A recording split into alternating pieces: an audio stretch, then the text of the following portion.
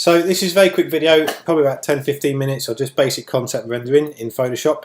And we've covered this kind of stuff before, thought it might just help you out a little bit with your eye track that you're working on in terms of adding light and things like that. Really, it's important to do a bit of Photoshop rendering really on your sketches. It really sort of pulls them out on the page. You really want to make sure that if you're doing lots of concept sketches, you've got a nice point of focus on your work. A bit of Photoshop work always goes well to sort of like improve the clarity and communication of your sketch work. So if you have a look at these sketches here, these are purple sketches that I've been looking at before. These aren't mine, these are off the internet. If you've got purple or blue sketches, they add a bit of softness to your work, and they're quite nice to put on a sort of page of presentation work that's got nice coloured rendering in the corner, because it'll soften down the background and creates a bit of a connection with the user. It makes it look nice and soft and a bit more considered, rather than hardline black sketches and hardline black pen. Purple's quite nice. If you're working with purple pencil sketches, you can always change them to black by going to hues and saturations. In here you can drop the saturation down and actually make them black sketches, or you can change the colour if you want. You can change them to purple or green or blue or red, and if you increase the saturation you can oversaturate the colours, make them brighter. You can change the colour of your sketches in here once you've imported them, which is quite useful. If you make them black like this, and then you go back to image, adjustments and levels, you can then darken them down to make the sketches black sketches for rendering and concept rendering like we're doing. Also you want to make sure that you increase the whites a little bit just to get rid of the smudges. If you want to change them back to another colour, if you bring in black sketches, you can always change those back to a colour by using colorize, and then you just increase the lightness slightly and increase the saturation, and then just put the colour where you want it to be. So in theory now, look, we can go back to the colours that we had before, which were blue. So you can sort of go full circle, you can do whatever you want, but that's how you use Photoshop to change the colours of your sketches. We'll close this down and we'll have a look at this one which I set up earlier today, and this is really just a presentation board for a little bit of rendering. It looks like a bit of a Sony concept or something like that. So I've just put Sony in the bottom to sort of give it a bit of context. So yes, so what I've done really with this, your outline is the top layer, that's your sketch layer, and then underneath that I've put lots of other layers. I've just basically coloured them in, and then I put a trim at the bottom. So your outline layer here is obviously black and it's pencil work, and then this has been set to multiply. If you don't have multiply on and you have all your colours underneath, Photoshop won't see them. And what you do, multiply, is if you turn multiply on, it forgets all of the whites on the page and just keeps the blacks, which means in this case it keeps a black pencil, and all these colours underneath can now be seen. And the next thing you want to do is the layers that you're going to be colouring, such as this one here and this one here, and all of them, they're going to be coloured in at some point. And you want to have these set to transparency. Now transparency stops you painting outside the lines. If I get a brush here and make the brush black and try to paint on this, you can see it, but if I go outside the line you can't, because it basically locks any drawing within that shape of that layer. So that's essential when you're rendering. The other thing is, in terms of layering in layers, the bottom layer is really at the bottom, which is why it looks quite messy here. I didn't really matter when I coloured this in, because I knew that when I put like layers on the top, it would cover these bits up. If I was to grab that layer and move it up, for example, then obviously you'd be able to see it. So just like layers of a cake, where you put your layers depends on how visible the sketchwork is, if it's messy. So I do my messy layers on the bottom and then tidy up with layers on the top like this to cover up all these details.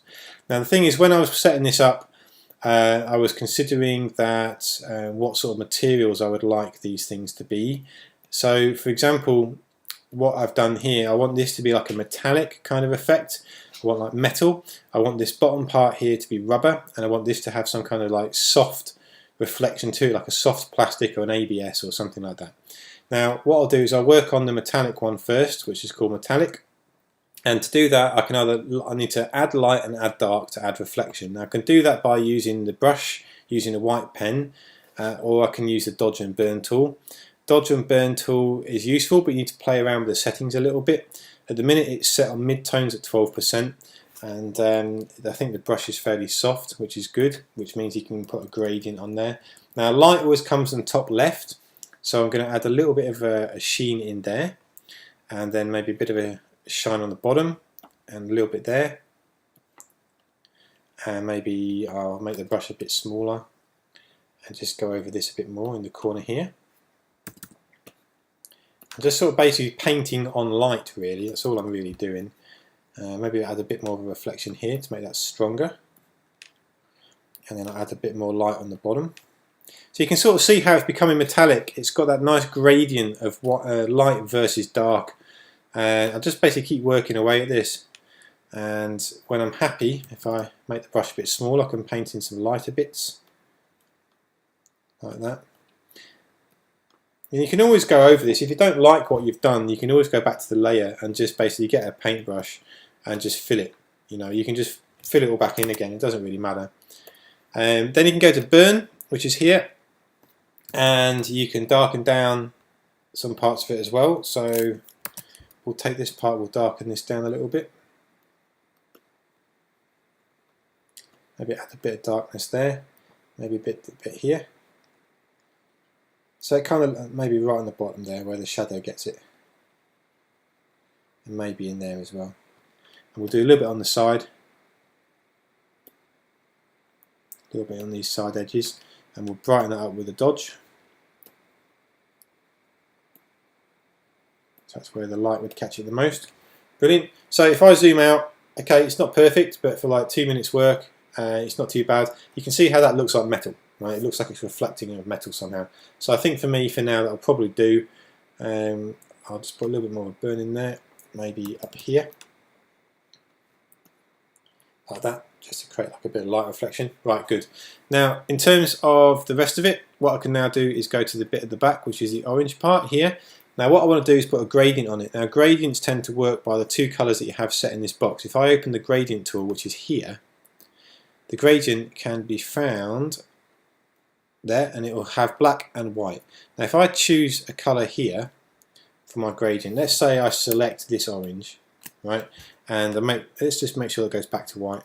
If I select this orange, and now the gradient is orange and white, okay, so whatever two colours you have in these two boxes will be whatever your gradient is here. They do have presets, you can go in and choose the ones you want. This one here with the little boxes behind means that's orange to nothing. So if you know, you can just have like one orange colour across, or whatever colour across, where this is orange and white. But we want orange and white in this case. So I'm going to put a reflection from the top to the bottom, or the bottom to the top. Move it around. That's a bit too extreme, so we're bringing this up a little bit like that. Yeah, that's not too bad. And then I think, what else can we do? We could add a reflection into that. Yeah, maybe something like that's a bit more nicer, a bit more subtle. Yeah, that'll do. And I'll do the same to the front. I want basically just the light to be on the top left of it. Okay, like that. That's good.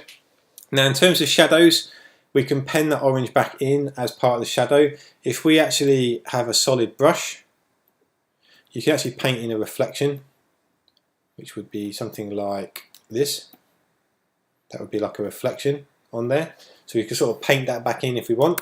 But I think in this case what we'll do is we'll just add a little bit of shadow down the side. So if I make the brush a bit smaller. Now make sure your brush settings, you've got your brush tip shape set to 1%. If you have it anything less than 1%, it gets very dotty. That's just for rendering purposes, but we'll have it set at 1% in this case, just for using this. And I hold down Shift to do a straight line. And I'm just basically just drawing in here a bit of a reflection of where that light is catching there. And down the back. And I'll do this here too, just fill that in. Now I could make this a little bit darker. I could just pick a slightly darker tone, like this. Like that. Okay. Now if I want to make the brush softer, to add in a bit of shadow, I could do the same thing. Go from here, like that, so it's a bit more of a gradient of a shadow rather than a blocked line. But I think it was fine as the way it was. And the next thing we can do is put a bit of a burn on that. So I can go to the burn tool, which is here, and just see how this works. Sometimes it works well. We have to play around with the exposures and the settings a little bit. That's not too bad. We'll try it on shadows and see how that works out. It's alright. 100%. Yeah. We'll just put a little bit of a highlight. We'll go for highlights. We'll make it a little bit dark on the bottom here. And just down the back side there. Right, and we'll put a little bit maybe of a reflection on the front. So we'll go to the front panel, go back to brush. I'm going to choose this nice dark colour we've got here. And make sure the brush is fairly hard. And I'm just going to put a little bit of an edge down the front, which is where the reflection would be cast by the metal edge. So I'll put that down here. Just bring that around.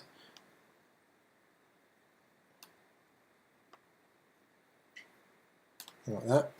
That'll do. And maybe a little bit on the bottom where the light doesn't catch it too well. Like that. And then we can sort of brighten this up a little bit. I can go to the burn tool, so the dodge tool, and let's see how this works on this back panel. We could put a couple of little streaks on there, like this, where the light sort of hits it. And the same for the top on the back here. I can put a couple of little white lines right on the edge, just to kind of indicate that the light sort of catching that part there. If I wanted to add some details in, I can make the brush smaller and put in a little bit of a white edge here. So that's where the light might catch those edges, like that. And maybe just a little bit of a reflection across the back, like that. Nice and straightforward. Okay. In terms of the back, we'll go to the base. We'll look at the base now, and we'll go to this bottom one here. So all we're really going to do is just going to paint that in, and we're going to use dodge and burn for this as well. Dodge and burn works really well for greys. It doesn't work too well for colours. It just depends. Sometimes you just have to start painting with your actual brushes. But anyway, lights come from the top left, so we'll put a shadow here on this edge. And we'll just darken it down here. We'll keep doing that to add a bit of tone. And then we'll do the same on this side, because this is going to be having a shadow on it here. And we'll add a little bit of a lighter effect in here, like that.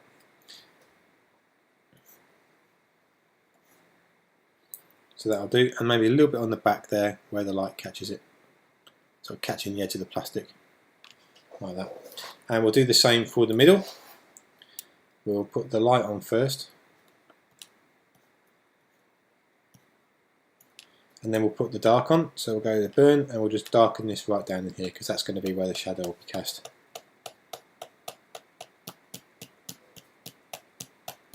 Like that. Now there might be a little bit of light that catches the very front, so we can work a little bit in there, because that's got a slight angle on it. And yeah, it's not too bad. If we go back to the metallic, this layer here, we can now put like a little bit of light down this edge. So we're going to dodge. Just see how well this works. Yeah, just a little bit of light to come down here, because that's where the light would catch it on the front.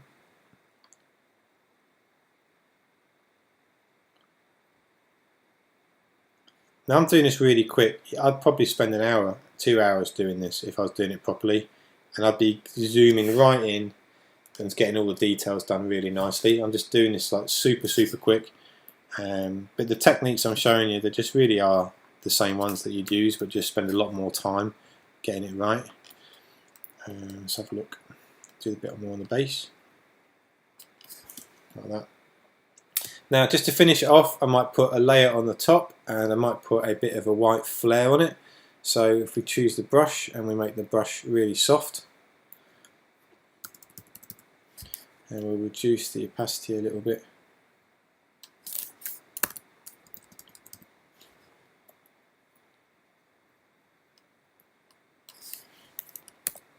No, it's not working too well.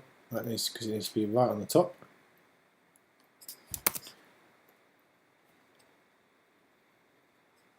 Yeah, we can put some little dots in it like this where the light catches it. So light would probably catch it on here.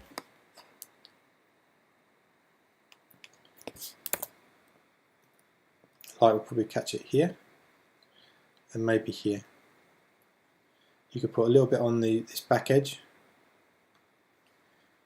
and maybe a bit here. Okay. So, you know, it's really quick, it's really rough, it's really simple, but they're the basic techniques you'd use for just really soft, quick rendering of things on pages, just by building it up. If you wanted to do reflections on things, like actual solid reflections, what you probably do is you probably use something like, let's have a look. This is another one I did the other day, which is kind of the same. I was building this up a little bit more time I spent on this one. I was using softer gradients and I put on more delicate edges here. But we'll just close that down. What I was looking at was, this was the Azus thing we did before. Now you could you could set your board up. This is nice like that to do sketches. You can drag in like an Azus logo, for example. You can make it a bit smaller. Stick that in a corner down here, like that. Just to kind of give it some grounding.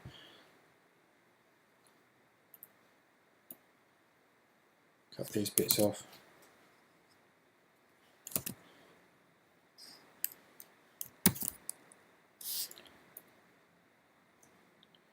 Right, rasterize that. Like that. Now, in terms of this outline here, let's move that to the bottom. If we set that to multiply, I've already rendered this in at the bottom. Now what I'll do is I'll set this layer to lock transparency, which means it can't be moved. I choose a colour that I want it to be. So let's say I wanted the Azus to be this colour. Right, now I just basically pen that in, make a large brush, right, and pen that in the colour I want. Obviously missed a bit there, so no. Like that. And let's close that down. Let's save that. Now all I need to do is put a kind of gradient on that. So I go to the gradient tool and it picks these two colours which we've already got. And I go from here to here. Now reflections tend to be from the top left when you're doing flat surfaces and the bottom right when you're doing hard reflections that catch light. So if we just take that out. Now what we've got to do now is paint back in the reflection. So we put the gradient on it and we just do the brush across like that, but it wants to be a hard brush, not a soft brush. Like this. And maybe a bit across the back there. Got a hole in the page I was sketching. Like that. So as a basic sort of reflection, that's kind of alright, and then we can continue to work on that. We can add in a bit on the side. We can add in a bit down here, like this. Then we can get the burn tool, and we can burn the edge down a bit more. Like this, we can burn the top side of that a bit.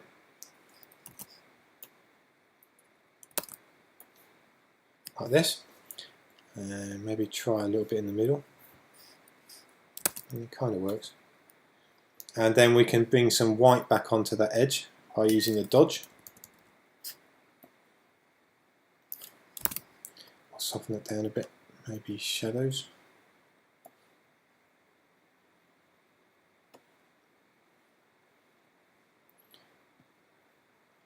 Like that. So all you're really doing is you're just painting with light and dark. You're just sort of adding, you're just painting over it. You're sort of working over it and just adding reflections in.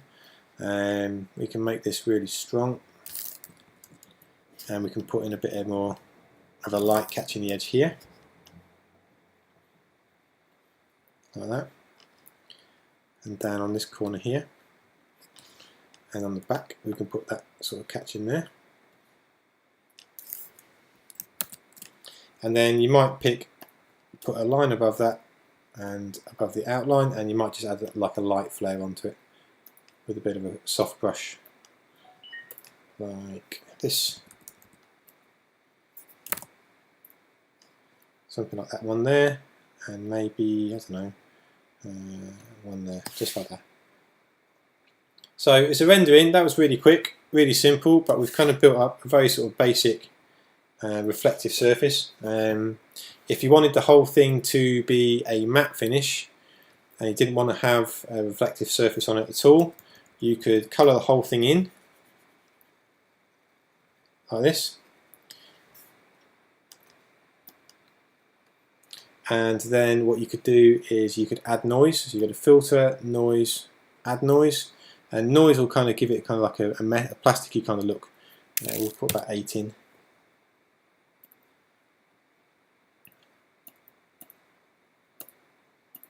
So it's kind of giving it like a sort of very rough, sort of like rough kind of looking effect on there.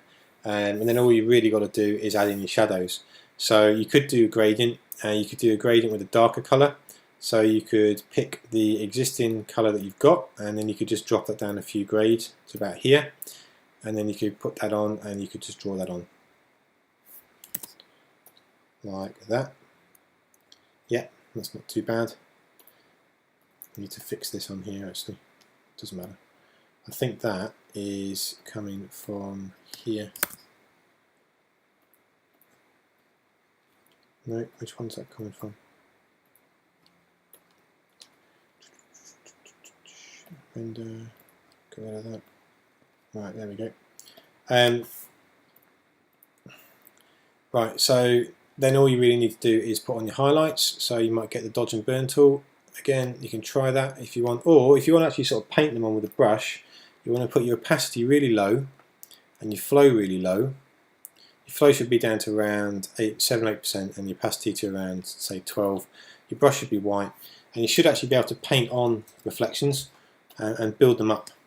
So this is how you actually paint in Photoshop. If I was to kind of make the brush quite small and sort of start to work away like that,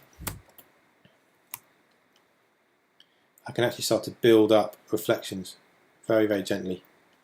Because the opacity is low and the flow is low on the brush, you've got more control in terms of how much actually gets laid down in one go.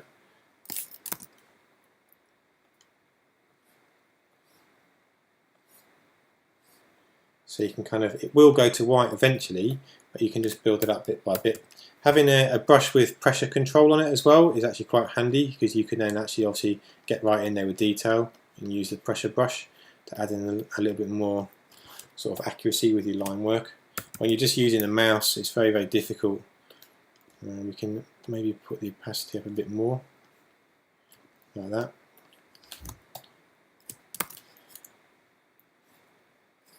Yeah, it's very hard to do with just a mouse.